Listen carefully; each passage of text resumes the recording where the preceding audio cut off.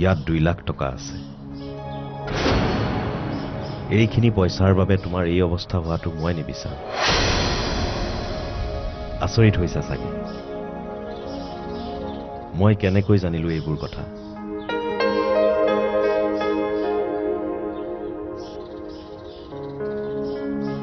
মই জানো যে এই টকাখিনি তুমি ঘৰলৈ নিনিলে গৌৰৱে তোমাক অত্যাচাৰ কৰিব।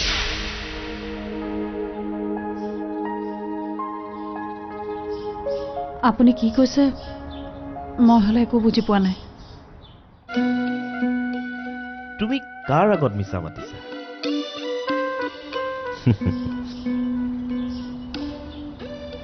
তুমি পাহৰি গলা চাগে মই এজন উকিল। মানুহৰ মুখলৈ চাই মই ধৰিব পাৰো মনত কি চলি আছে।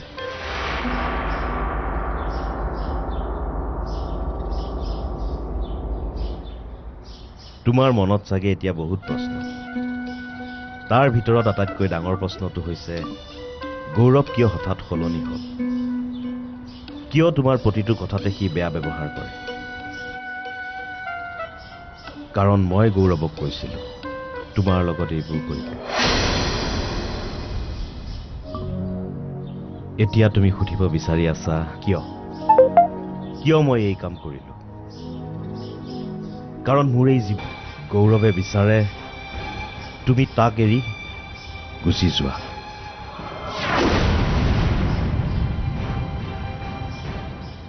কিন্তু কিয়? তোমাক বহুত ভাল পায় সেইবাবে। কেনেকুৱা ধৰণৰ কথা কৈছে হে আপুনি? গৌৰৱে মোক বহুত বেছি ভাল পায় বাবে মই তেওঁক এৰি যোৱাটো বিচাৰে? পাহাৰী, তোমাৰ সেইদিনাৰ ঘটনাটো মনত আছে? তুমি আৰু গৌৰৱ যে অকলে ফুৰিবলৈ ওলাই গৈছিলা আৰু কেইজনমান ল'ৰাই যে তোমাৰ লগত অসভ্যালি কৰিছিল।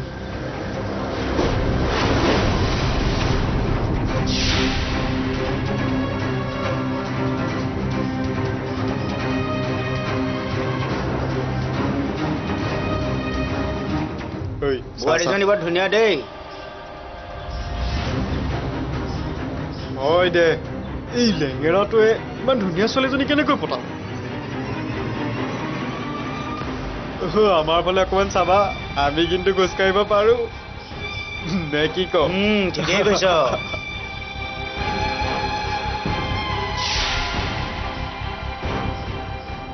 সেইদিনাই সি ভাবি লৈছিল সি এজন অযোগ্য শ্যাম, যি নিজৰ পত্নীক সুৰক্ষা দিব নোৱাৰে কেনেকৈ জীৱনটো সুখত ৰাখিব। সি নিজৰ শাৰীৰিক দুৰ্বলতাৰ আগত হাৰ মানি তোমাৰ লগত এনে ব্যৱহাৰ কৰি আছে যাতে তুমি তাক এৰি গুচি যোৱা। কিন্তু মই জানো তুমি তেনে ছোৱালী নহয়। গৌৰৱৰ লগত যিয়েই নহওক কিয় তুমি তাৰ লগত সদায় থাকিবা। মই তোমালোক দুয়োৰে সুখ বিচাৰো, কিন্তু মই গৌৰৱকো না ক'ব নোৱাৰো। সেইবাবে আজি মনৰ সন্তুষ্টিৰ বাবে তোমাৰ ওচৰলৈ আহিলো, তোমাক সহায় কৰিবলৈ। মই কিন্তু এই পইচাখিনি ল'ব নোৱাৰিম। আপুনি প্লিজ মোক বেয়া নাপাব। এই পইচাটো তুমি ল'বই লাগিব। গৌৰৱৰ পৰা মই বহুতখিনি টকা ধাৰে লৈছিলো। ভাবি লোৱা সেই ধাৰেই মাৰিলো।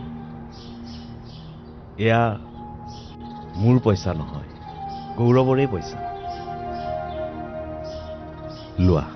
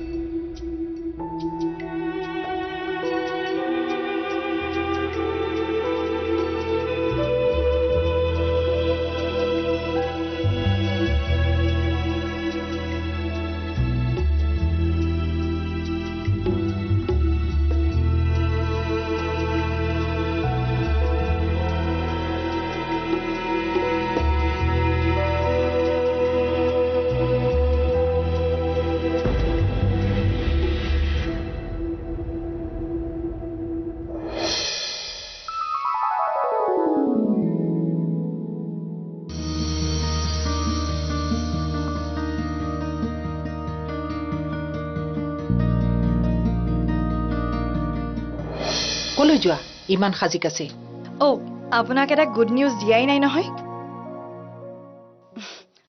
আজিৰ পৰা অফিচৰ বছ মই আপোনাৰ ল'ৰাই সকলোবোৰ দায়িত্ব মোকে দিছে কি কি ক'লা তুমি আপোনাৰ চাগে বিশ্বাসে হোৱা নাই ন ভাবিছে চাগে মই আপোনাৰ লগত ধেমালি কৰি আছো তন্ময় ক'ত গ'ল ক'ত থাকিব আৰু বিছনাত তেওঁ ৰাতিপুৱা উঠি অফিচলৈ যাব নোৱাৰে বাবেতো দায়িত্ব মোক দিছে সকল হৈছে তন্ময় তন্ময় তন্ময় তন্ময় তন্ময়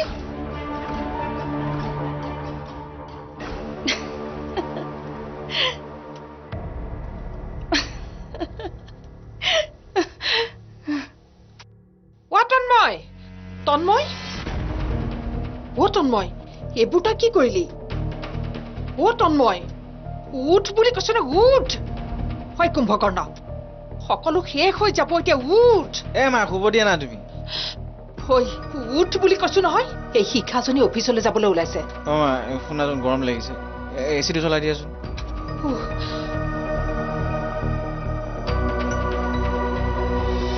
মই কৈছো তুমি যাব নোৱাৰা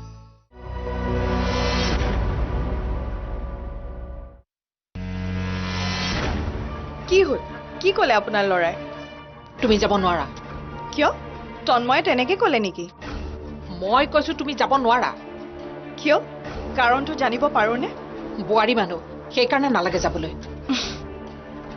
আপোনাৰ মুখৰ পৰা এইবোৰ কথা শুভা নাপায় মা আৰু মই যদি দায়িত্ব নলওঁ আপোনাৰ ল'ৰাই জানো পাৰিব এবাৰ নিজকে ভালদৰে প্ৰশ্ন কৰকচোন সত্য কি সেইটো আপুনিও জানে কিন্তু আপুনি ভয় খাইছে আপুনি ভাবিছে চাগে মই যদি বছ হৈ যাওঁ আপোনাৰ কি অৱস্থা হ'ব আপুনি চিন্তাই নকৰিব যেতিয়ালৈ আপুনি একো অপকাৰ নকৰে আপুনি সুৰক্ষিত আহক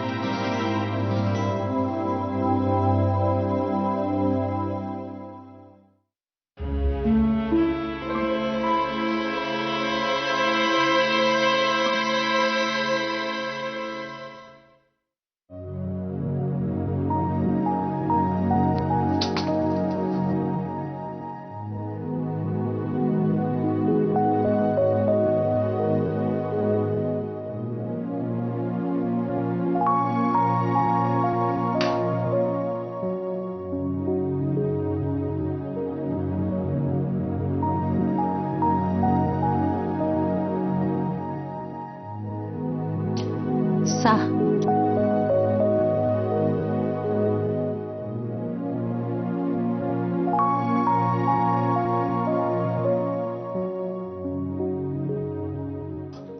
মই জানো মোক কষ্ট দি আপুনিও কষ্টত আছে দিয়ক যিমান পাৰে মোক কষ্ট দিয়ক ময়ো চাওঁ আপোনাৰ ক্ষমতা কিমান আছে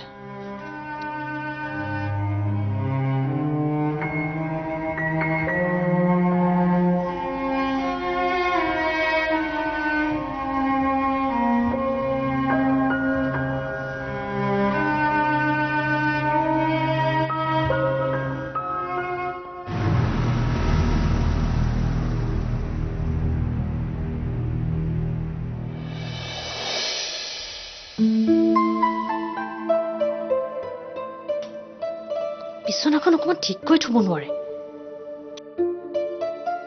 ঐ নিজৰ ৰুমটো তই অকমান চাফাকে থব নোৱাৰ মই থম নহয় তুমিনো কিয় চাফা কৰিব লাগে হৈছে আৰু তই চাফা কৰিবি পাহাৰী থাকোতে তেওঁ ৰুমটো অকমান মানুহৰ ৰুম হৈ আছিলে অনবৰতে মোক বাৰ লগত তুলনা কৰি নাথাকিবাচোন বাও বেলেগ ময়ো বেলেগ তাৰ মানে তই মানিছ পাহাৰী চাফা আৰু তই লেতেৰা বুলি মা প্লিজ পঢ়িব দিয়া না কিয় ডিষ্টাৰ্ব দি আছা অকল পঢ়ি থাকিলেই নহব ছোৱালী মানুহৰ গুণবিলাকো অকনমান থাকিব লাগিব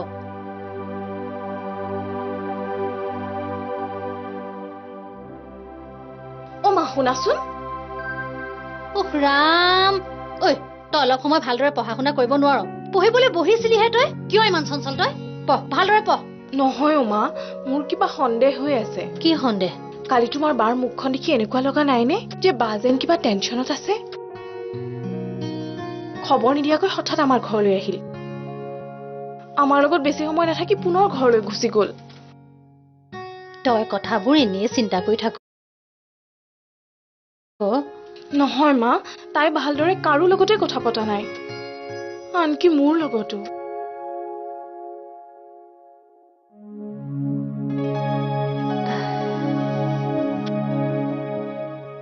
কথাটো ময়ো লক্ষ্য নকৰা নহয়। আগতকৈ তাই কালি অকণমান গহীন হৈ আছিলে। বাৰ কিবা এটা হৈ আছে মা। এবাৰতো মোৰ এনেকুৱা লাগিছিল তাই যেন কিবা এটা ক'ব বিচাৰিও ক'ব পৰা নাই। ঐ জনা, তই তাইলৈ ফোন এটা কৰি তাই খবৰ এটা লচোন যা।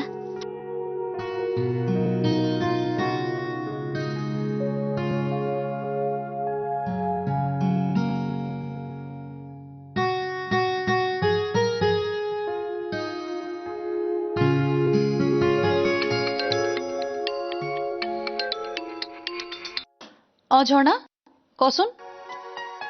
বা ভালে আছ? আছো। তোৰ বাৰু কিবা সমস্যা হৈছে নেকি বা? কিয়? নাই হোৱা, মোৰ অকণমান কাম আছে মা। তোৰ বাৰু কিবা সমস্যা হৈছে নেকি বা? কিয়? নাই হোৱা। নহয় মানে তই কালি কিবা চিন্তাত থকা যেন লাগিছিল, আৰু তই সেইদিনা মোৰ পৰা পইচাও লৈছিলি। সকলো ঠিকে আছেতো? সকলো ঠিকেই আছে ঝৰ্ণা। হেৰি নহয়, মই তোৰ পৰা পইচা লোৱা কথাটো তই কাৰোবাক কৈছ নেকি? নাই, মই নাই কোৱা। ঠিকেই কৰিছ দে, তই কথাটো কাকো নকবি দেই। কিন্তু হঠাৎ এনেকুৱা কি সমস্যা হ'ল যে তই মোৰ পৰা পইচা ল'ব লগা হ'ল? ঝৰ্ণা, মোৰ এফালে যাবলগীয়া আছে, মই তোৰ লগত পিছত কথা পাতিম দেই। ৰাখো।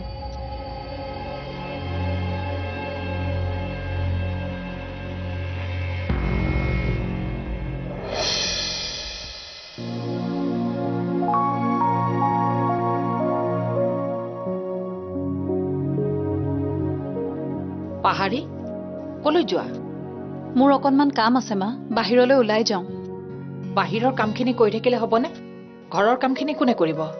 আপুনি চিন্তা নকৰিব, মই আপোনাক কালি কৈছিলো নহয়, আজিৰ পৰা কাম কৰিবলৈ ঘৰত বাই এজনী আহিব।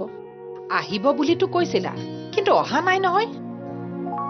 ঘৰৰ কাম বন কোনে কৰিব? হয় বাই, নহলে তুমি। এতিয়া তুমি কলৈকো যাব নোৱাৰা।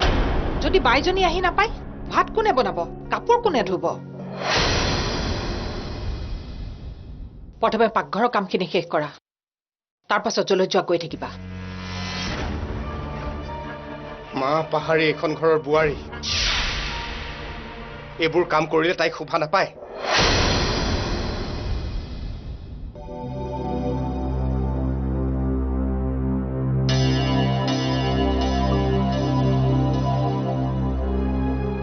দেখিলে নহয় আপোনাৰ ল'ৰাই কি ক'লে। মই মোৰ কামত অৱহেলা নকৰোঁ মা, কিন্তু তাৰমানে এইটোও নহয় যে আপুনি মোক এনেকুৱা ব্যৱহাৰ কৰিব।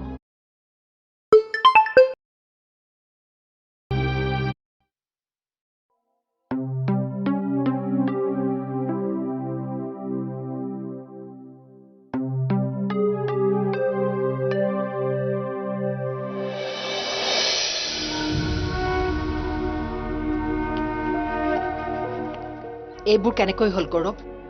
তই কৈছিলি পাহাৰীক বেয়া ব্যৱহাৰ কৰিবলৈ। সেইকাৰণে মই বেয়া ব্যৱহাৰ কৰিছিলো, যাতে তাই সহ্য কৰিব নোৱাৰি এইখন ঘৰ এৰি গুচি যায়। কিন্তু তই পাহাৰীৰ আগতে মোক এনেকৈ কিয় কলি? তুমি ভুল কৰিছা। ভুল? মই কৈছিলো পাহাৰীক বেয়া ব্যৱহাৰ কৰিবলৈ, কিন্তু মোৰ সন্মুখত নহয়। যি কৰিবা মোৰ অনুপস্থিতিত কৰিবা। কোৱা, কি ক'ব বিচাৰিছা? গৌৰৱৰ স্বাস্থ্যৰ উন্নতি এইটো কাৰণেই হোৱা নাই, কাৰণ তেখেতে নিজেই সুস্থ হ'বলৈ বিচৰা নাই। তেখেত যথেষ্ট মানসিকভাৱে ভাগি পৰিছে, সম্ভৱতঃ নিজৰ ওপৰত বিশ্বাসেই হেৰুৱাই পেলাইছে। এতিয়া আমি দুয়ো মিলি গৌৰৱৰ মনোবল বৃদ্ধি কৰিব লাগিব।